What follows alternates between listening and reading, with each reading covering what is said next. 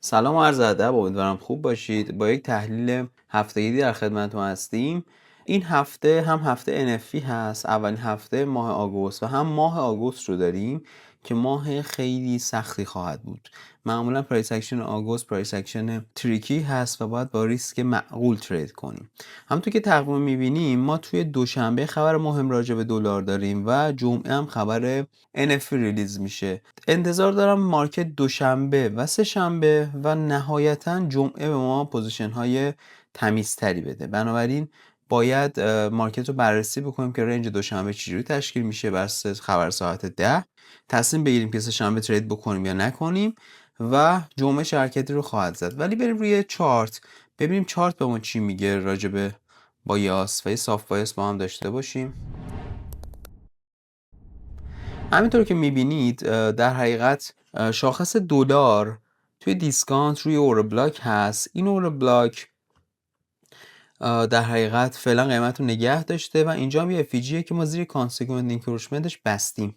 بنابراین همونطور که اگر مانع رو نگاه بکنیم، چرا من میگم احتمالاً ماه خیلی پرحرکتی نخواهد بود؟ چون ببینید اگر ما بخوایم به سمت این افیجی حرکت بکنیم باید بیایم این نقدینگی داخلی که این لول کوچیک هست رو نگه داریم. برای مارکت باید بده یک لوی آفر بده و توی این رنج ببنده، مثل کاری که اینجا کرد. یعنی ما چیکار کرد؟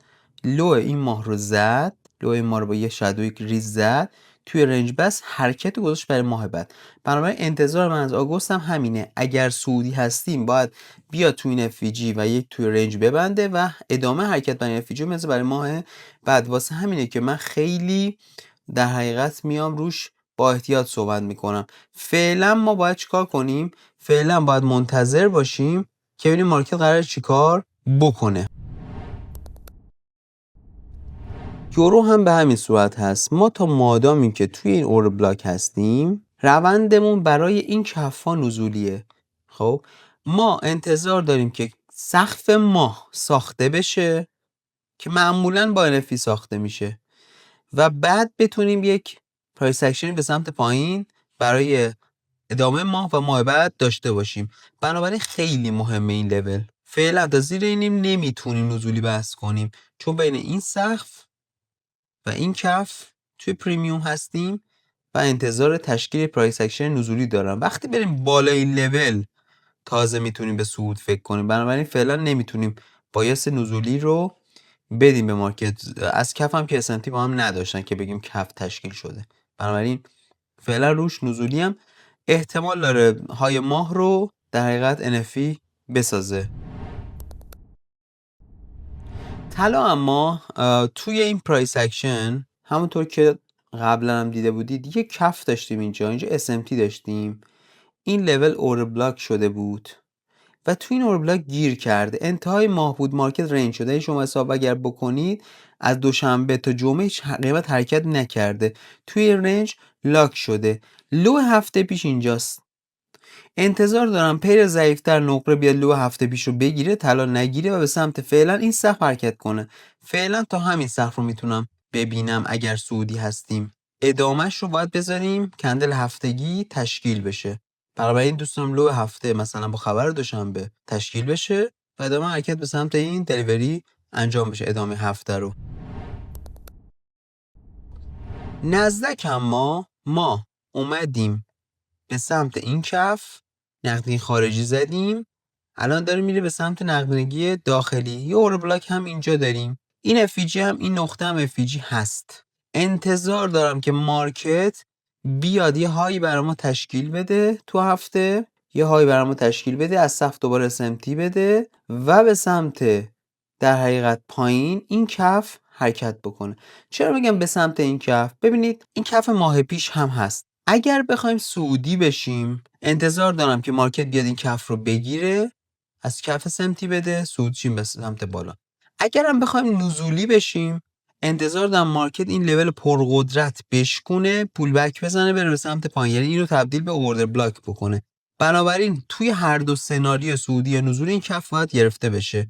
واسه همینه که فعلا من نزدیک و انتظار دارم که به سمت پایین حرکت بکنیم.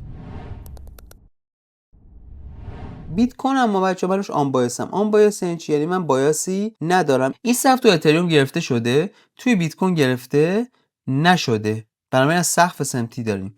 از اون ور این کف هم توی بیت کوین گرفته شده، توی اتریوم گرفته نشده، یعنی از کف و سقف سمتی داریم. خب اگر بخوام نزولیشم باید این لول تبدیل به بریکر شه، ریزش ببنده پول بک به سمت پایین.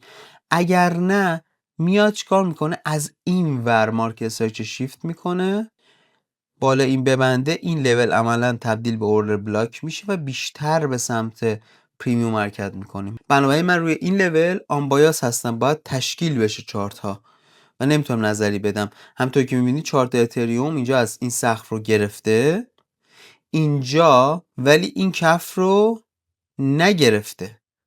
خب اگر بخواد نزولی شه باید این لول رو تبدیل به بریکر کنه که نکرده و من نمیتونم بایستی بدم، باید کندل های این هفته تشکیل بشه. اگر بیاد بریکر کنه اون لول رو بیت کوین، یعنی بیایم این لول رو بشکنیم و زیرش کلوز بدیم، مارکت به سمت پایین حرکت خواهد کرد. راجع به نفت بچه‌ها اگه یادتون باشه تو 2 هفته پیش گفتیم این لول اگر فیل بشه میره به سمت این لول و تو هفته پیش گفتیم که تا این لول باید مارکت رو بررسی کنیم. با توجه به اخباری که تو 1-2 روزه اومده و این کف برای ما S&P نداشته، احتمال داره مارکت به سمت این کف حرکت بکنه، یعنی بیاد به سمت این کف پایین حرکت بکنه، از کف S&P رو بسازه و بعد به سمت این عدد حرکت بکنه و اینجا میتونیم اندازه تنش بیشتری داشته باشیم.